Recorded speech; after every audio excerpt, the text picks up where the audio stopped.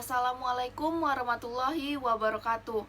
Perkenalkan, nama saya Nadia Jovita dengan NIM 411190104, jurusan Manajemen Bisnis, Prodi Akuntansi Manajerial. Saya akan mempresentasikan proposal penelitian saya dengan judul Dampak Pandemi COVID-19 terhadap kinerja keuangan perusahaan subsektor barang konsumen primer di Bursa Efek Indonesia. Presentasi ini akan dibagi ke dalam 3 topik. Yang pertama, pendahuluan. Yang kedua, tinjauan pustaka. Dan yang ketiga adalah metode penelitian. Kita masuk ke topik pertama, yaitu pendahuluan. Latar belakang penelitian, pandemi COVID-19 berdampak besar terhadap ekonomi bisnis di semua sektor. Banyak sektor bisnis yang terdampak pandemi COVID-19 dan mengalami keterpurukan yang menyebabkan kelumpuhan perekonomian nasional maupun global. Hal ini disebabkan karena penyebaran COVID-19 yang kemudian memaksa negara-negara untuk melakukan pembatasan aktivitas dengan ketat atau yang disebut dengan lockdown. Pandemi ini menimbulkan risiko buruk bagi perekonomian Indonesia, termasuk perusahaan-perusahaan di Indonesia, sehingga perusahaan-perusahaan harus melakukan pengetatan-pengetatan dalam menghadapi pandemi COVID-19. Dan pelaku usaha harus melakukan efisiensi untuk menekan kerugian. Akibatnya, banyak pekerja yang dirumahkan atau diberhentikan. Menurut Devi et al. Tahun 2020, sektor makanan dianggap sebagai bisnis yang stabil di masa krisis. Penjualan produk makanan dan minuman meningkat di masa pandemi. Lalu menurut Susanti dan Pangestu tahun 2022, sektor barang konsumen primer merupakan sektor yang mudah mendapatkan dana dari investor karena dianggap berperan penting bagi pertumbuhan perekonomian Indonesia. Dan produk pada sektor ini bersifat konsumtif sehingga berdampak pada tingginya nilai perusahaan. Penelitian ini sangat penting untuk menginformasikan kepada investor dan juga calon investor di tengah kesulitan keuangan seperti di masa pandemi. Karena idealnya perusahaan harus memiliki kinerja keuangan yang sehat dan efisien untuk mendapatkan laba yang maksimal. Kinerja perusahaan digunakan untuk pengambilan keputusan bagi kreditur dan juga investor. Penelitian ini menggunakan rasio likuiditas, rasio leverage, profitabilitas, dan juga rasio aktivitas untuk mengukur kinerja keuangan perusahaan. Penelitian ini merupakan kelanjutan dari penelitian Devi et al. Tahun 2020. Namun yang membedakan dalam penelitian ini membahas lebih dalam terkait dengan subsektor barang konsumen primer. Penelitian ini juga menambah periode analisis hingga kuartal 4 tahun 2020, serta menambah parameter pengukuran yaitu Return on Equity atau ROE. ROE dianggap penting untuk menggambarkan kemampuan perusahaan dalam memberikan keuntungan bagi pemegang saham atau pemilik modal dengan menunjukkan laba bersih yang dihasilkan dari modal yang digunakan oleh perusahaan. Peningkatan ROE akan menyebabkan meningkatnya permintaan saham dan juga naiknya harga saham. Meningkatnya permintaan saham dan harga saham ini menunjukkan bahwa semakin baik kinerja keuangan suatu perusahaan. Selanjutnya yaitu rumusan masalah. Rumusan masalah dalam penelitian ini adalah bagaimana dampak pandemi COVID-19 terhadap kinerja keuangan perusahaan subsektor barang konsumen primer di Bursa Efek Indonesia. Selanjutnya adalah tujuan penelitian. Tujuan dari penelitian ini adalah untuk menjawab rumusan masalah, yaitu untuk mengetahui dan menganalisis dampak pandemi COVID-19 terhadap kinerja keuangan perusahaan subsektor barang konsumen primer di Bursa Efek Indonesia. Selanjutnya, manfaat penelitian. Yang pertama, memberikan keuntungan teoritis, yaitu tambahan referensi dalam analisa laporan keuangan dan kinerja perusahaan, serta memberikan gambaran bagaimana dampak pandemi COVID-19 terhadap kinerja keuangan subsektor barang konsumen primer yang terdaftar di Bursa Efek Indonesia. Yang kedua, penelitian ini diharapkan dapat memberikan informasi yang lebih spesifik bagi investor untuk pengambilan keputusan investasi pada sektor barang konsumen primer. Next adalah batasan masalah. Yang pertama, data yang digunakan dalam penelitian ini adalah laporan keuangan tahunan berupa laporan posisi keuangan dan laporan laba rugi tahun 2019 sampai tahun 2020. Yang kedua, variabel yang digunakan adalah kinerja keuangan yang diukur dengan rasio likuiditas dengan menggunakan current ratio, rasio leverage dengan menggunakan debt to equity ratio, rasio profitabilitas dengan menggunakan rasio return on asset dan return on equity. Dan yang terakhir, rasio aktivitas yang diukur dengan rasio perputaran piutang. Selanjutnya kita masuk ke topik presentasi yang kedua, yaitu tinjauan pustaka. Kajian teori penelitian. Yang pertama, teori berbasis sumber daya atau resource based theory. Teori berbasis sumber daya menjelaskan bahwa kinerja perusahaan akan optimal jika perusahaan memiliki keunggulan bersaing yang sulit untuk ditiru. Penting bagi perusahaan untuk menciptakan keunggulan bersaing dengan membuat produk atau jasa yang sulit untuk ditiru atau digantikan, dan memiliki nilai ekonomi yang tinggi sehingga menjadi kebutuhan primer bagi masyarakat. Teori ini menyimpulkan bahwa sumber daya yang dimiliki oleh perusahaan akan mempengaruhi kinerja perusahaan yang berdampak pada meningkatnya nilai perusahaan. Yang kedua, teori sinyal atau signaling theory. Teori sinyal digunakan untuk menjelaskan bahwa laporan keuangan dapat menjadi sinyal positif dan sinyal negatif bagi penggunanya. Semakin tinggi profitabilitas, maka akan semakin tinggi juga nilai perusahaan di mata investor. Profitabilitas dapat menjadi sinyal bagi investor yang berpengaruh positif guna menarik investor untuk berinvestasi pada perusahaan. Selanjutnya adalah pandemi COVID-19. Coronavirus Disease 2019 atau COVID-19 adalah penyakit menular yang disebabkan oleh SARS-CoV-2. Virus ini berasal dari Wuhan, China, dan muncul pada Desember tahun 2019. Indonesia mencatat kasus COVID-19 pertama pada tanggal 2 Maret 2020. Sementara itu, Badan Kesehatan Dunia (WHO) menyatakan COVID-19 sebagai pandemi pada tanggal 11 Maret tahun 2020. Selanjutnya adalah rasio likuiditas. Rasio likuiditas merupakan rasio yang mengukur kemampuan perusahaan untuk memenuhi kewajiban jangka pendeknya.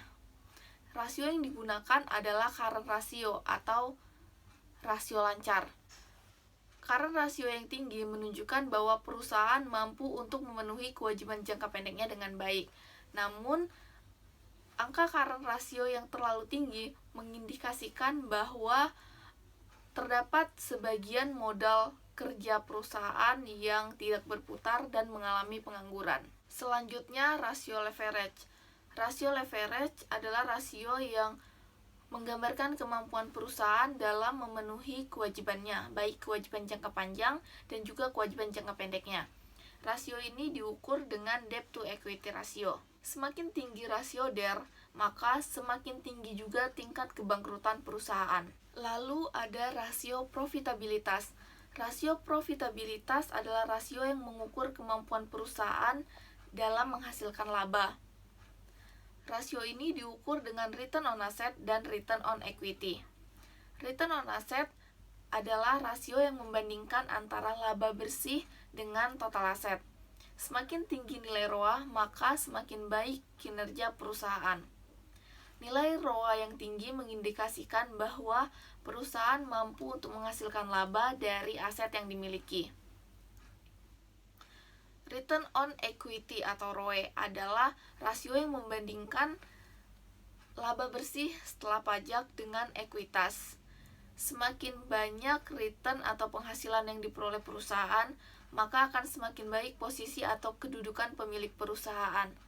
Rasio ini mengukur atau menggambarkan kemampuan perusahaan atas pengembalian investasi kepada pemegang saham. Selanjutnya adalah rasio aktivitas.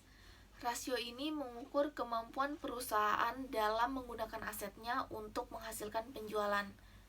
Rasio yang digunakan adalah rasio perputaran piutang. Rasio Perputaran piutang adalah rasio yang digunakan untuk menilai berapa kali piutang berputar dalam satu periode. Semakin tepat waktu pelanggan dalam melunasi piutangnya, artinya perusahaan semakin baik dalam mengelola piutangnya dan terhindar dari risiko piutang tak tertagih. Hal ini memudahkan perusahaan untuk mendapatkan kembali uangnya dan untuk mendapatkan laba yang lebih tinggi lagi. Selanjutnya adalah kajian literatur penelitian. Yang pertama adalah penelitian oleh Devi et al. Tahun 2020 dengan judul The Impact of COVID-19 Pandemic on the Financial Performance of Firms on the Indonesia Stock Exchange, dengan hasil bahwa tidak terdapat perbedaan yang signifikan antara rasio likuiditas current ratio dan rasio leverage debt to equity ratio antara sebelum dan selama pandemi COVID-19. Sedangkan rasio profitabilitas return on asset dan rasio aktivitas yaitu rasio perputaran piutang terdapat perbedaan yang signifikan antara sebelum dan selama pandemi COVID-19. Yang kedua adalah penelitian oleh Esomar dan Kristianti tahun 2021 dengan judul Dampak Pandemi COVID-19 terhadap Kinerja Keuangan Perusahaan Sektor Jasa di Bursa Efek Indonesia, dengan hasil bahwa rasio likuiditas dan rasio pasar tidak terdapat perbedaan signifikan antara sebelum dan sesudah pandemi COVID-19. Sedangkan pada rasio solvabilitas dan rasio profitabilitas terdapat perbedaan yang signifikan antara kedua periode tersebut. Yang ketiga adalah penelitian oleh Siswati tahun 2021 dengan judul Dampak Kinerja Pandemi COVID-19 pada Kinerja Keuangan Perusahaan Teknologi yang terdaftar di Bursa Efek Indonesia, dengan hasil bahwa terdapat perbedaan pada rasio net profit margin, current ratio, dan total asset turnover antara sebelum dan sesudah COVID-19. Sedangkan pada debt to equity ratio tidak terdapat perbedaan antara kedua periode tersebut. Selanjutnya adalah penelitian oleh Utami dan Darmawan tahun 2019 dengan judul Effect of DER, ROA, ROE, EPS, dan MVA on Stock Prices in Sharia Indonesia Stock Index, dengan hasil bahwa DER tidak berpengaruh negatif terhadap harga saham, ROA tidak berpengaruh positif terhadap harga saham, ROE tidak berpengaruh positif, earning per share berpengaruh positif, dan nilai tambah pasar berpengaruh positif terhadap harga saham. Selanjutnya adalah penelitian oleh Husna dan Satria tahun 2019 dengan judul Effect of Return on Asset, Debt to Asset Ratio, Current Ratio, Firm Size, and Dividend Payout Ratio on Firm Value, dengan hasil bahwa return on asset berpengaruh terhadap nilai perusahaan, DAR tidak berpengaruh terhadap nilai perusahaan, ukuran perusahaan berpengaruh terhadap nilai perusahaan, dan payout ratio tidak berpengaruh terhadap nilai perusahaan. Dan yang terakhir adalah penelitian oleh Sari tahun 2020 dengan judul Pengaruh Current Ratio dan Debt to Equity Ratio terhadap harga saham perusahaan otomotif, dengan hasil bahwa current ratio dan debt to equity ratio berpengaruh negatif dan tidak signifikan terhadap variabel harga saham perusahaan otomotif yang terdapat di Bursa Efek Indonesia. Selanjutnya adalah hipotesis penelitian. Menurut studi Esomar dan Kristianti tahun 2021, COVID-19 menyebabkan sektor industri mengalami keterpurukan di tengah krisis ekonomi. Hal ini tentunya akan mempengaruhi kondisi keuangan perusahaan secara umum, termasuk juga nilai aset lancar perusahaan. Aset lancar perusahaan yang dipengaruhi secara signifikan oleh perubahan penjualan adalah komponen kas yang berasal dari penjualan dan juga piutang usaha yang berasal dari penjualan kredit. Ketika aset lancar berubah secara signifikan, ini akan mempengaruhi juga terhadap nilai rasio lancar. Oleh karena itu, hipotesis pertama adalah pandemi COVID-19 berdampak negatif terhadap likuiditas diukur dengan current ratio. Kinerja perusahaan jika dilihat dari rasio leverage akan berbeda antara sebelum dan selama pandemi COVID-19. Hal ini disebabkan karena penurunan global, seperti penurunan aktivitas ekonomi, pembatasan aktivitas, penurunan investasi, dan daya beli masyarakat. Penurunan penjualan yang signifikan akan berpengaruh terhadap laba perusahaan dan juga pendapatan tunai yang berasal dari penjualan tunai.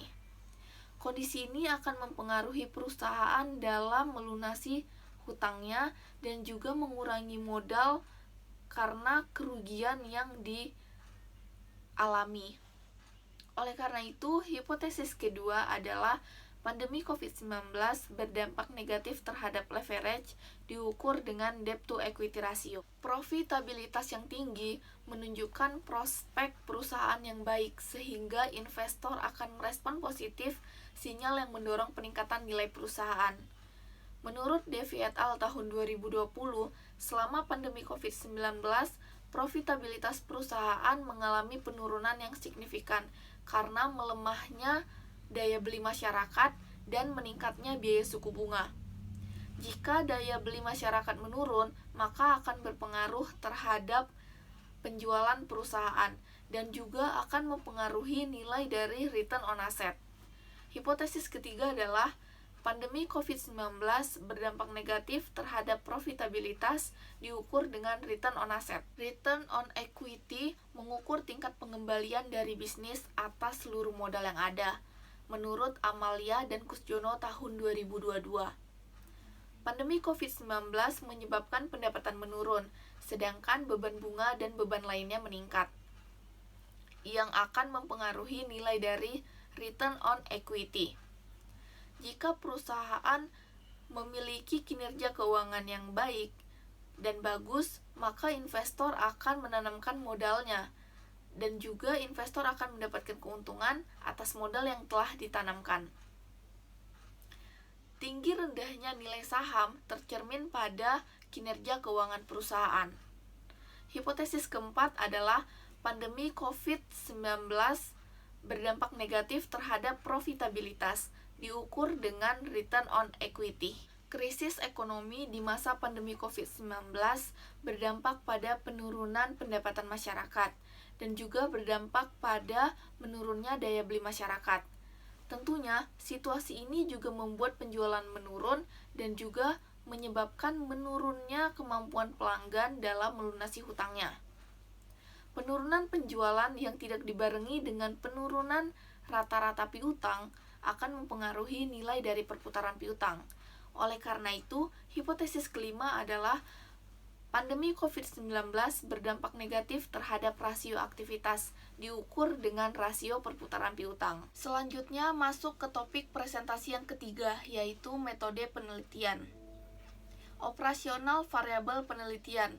Dalam penelitian ini, variabel independennya adalah pandemi COVID-19 dan variabel dependennya adalah kinerja keuangan. Menurut Ramadana dan Trionowati tahun 2016, kinerja keuangan merupakan suatu gambaran mengenai kondisi perubahan yang meliputi posisi keuangan serta hasil-hasil yang telah dicapai oleh perusahaan yang tercermin di dalam laporan keuangan. Kinerja keuangan ini diukur dengan menggunakan rasio-rasio. Yang pertama, rasio likuiditas menggunakan current ratio. Pengukurannya adalah current asset dibagi current liabilities. Yang kedua, rasio leverage menggunakan debt to equity ratio. Pengukurannya adalah hutang dibagi dengan ekuitas dikali 100%. Yang ketiga adalah rasio profitabilitas dengan menggunakan ROA dan ROE. Return on asset pengukurannya adalah laba bersih dibagi dengan total aset dikali 100%. Return on equity pengukurannya adalah laba bersih setelah pajak dibagi dengan ekuitas dikali 100%. Lalu, rasio yang keempat adalah rasio aktivitas dengan menggunakan rasio perputaran piutang. Pengukurannya adalah total penjualan dibagi dengan rata-rata piutang. Jenis dan sumber data penelitian. Data yang digunakan dalam penelitian ini adalah data sekunder berupa laporan keuangan perusahaan yang diperoleh dari website IDX atau dari website perusahaan. Variabel pandemi COVID-19 menggunakan skala nominal, sedangkan variabel current ratio, DER, ROA, ROE, dan perputaran piutang menggunakan skala rasio. Objek penelitian dalam penelitian ini adalah perusahaan yang terdaftar di Bursa Efek Indonesia sektor barang konsumen primer pada tahun 2019 sampai tahun 2020. Data ini didapat dari website resmi IDX dan juga dari website Investnesia. Teknik penetapan sampel. Sampel penelitian diambil dari keseluruhan populasi. Jumlah populasi sebanyak 87 perusahaan sektor barang konsumen primer yang terdaftar di Bursa Efek Indonesia yang terdiri dari 10 subsektor. Yang pertama, drug retail and distributor. Yang kedua, supermarket and convenience store. Selanjutnya ada liquors, soft drink, dairy product, processed food, fish meat and poultry, plantation and crops, tobacco, dan personal care product. Teknik penarikan sampel menggunakan metode purposive sampling dengan kriteria yang pertama, perusahaan yang terdaftar di Bursa Efek Indonesia sektor barang konsumen primer tahun 2019 sampai tahun 2020. Yang kedua, perusahaan yang memiliki laporan keuangan 1 Januari sampai 31 Desember 2019 sampai tahun 2020. Yang ketiga, perusahaan yang menggunakan mata uang rupiah dalam laporan keuangannya. Yang keempat, perusahaan yang tidak dalam initial public offering atau IPO selama periode 2019 sampai 2020. Dan yang kelima adalah perusahaan yang memiliki data lengkap yang dibutuhkan dalam penelitian. Teknik pengumpulan data dilakukan dengan metode dokumentasi. Metode dokumentasi ini dilakukan untuk mengumpulkan data laporan keuangan perusahaan dan data lain seperti jurnal yang berkaitan dengan penelitian. Teknik pengolahan data dilakukan dengan menelusuri laporan keuangan perusahaan yang menjadi sampel untuk mengambil data-data yang diperlukan. Kemudian dilakukan pengecekan data. Data-data dari laporan keuangan perusahaan ini akan diolah dengan alat uji statistik yaitu SPSS versi 20. Selanjutnya, teknik analisis data. Analisis data penelitian ini adalah statistik deskriptif dan analisis uji beda kinerja keuangan perusahaan sektor barang konsumen primer yang terdaftar di Bursa Efek Indonesia antara sebelum dan selama pandemi COVID-19. Pertama, dilakukan uji normalitas data untuk mengetahui uji statistik yang akan digunakan dalam uji beda. Uji normalitas yang digunakan adalah Shapiro-Wilk. Jika data berdistribusi dengan normal setelah melakukan uji normalitas, maka akan menggunakan uji parametrik dengan menggunakan Piret Sample T-Test.